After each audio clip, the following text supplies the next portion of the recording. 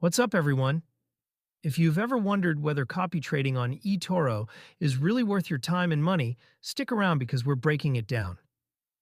eToro is a global multi-asset investment platform. You can trade stocks, crypto, forex, and you've also got the copy trader feature, where you literally copy experienced investors. On the positive side, the regulation is strong. FCA, ASIC, CYSEC.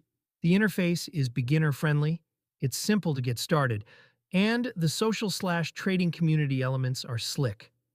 Many users say it felt intuitive. The copy feature gave me exposure to strategies without having to research every position myself.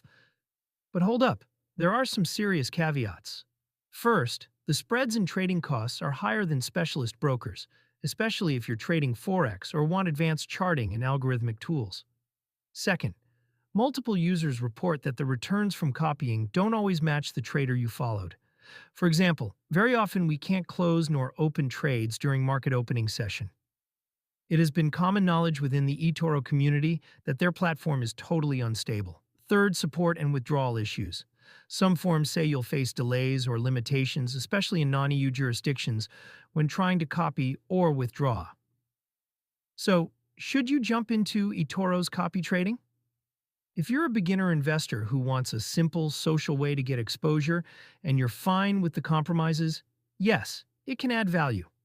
But if you're a serious trader chasing low costs, advanced tools, or perfect transparency, then you'll likely find better platforms out there.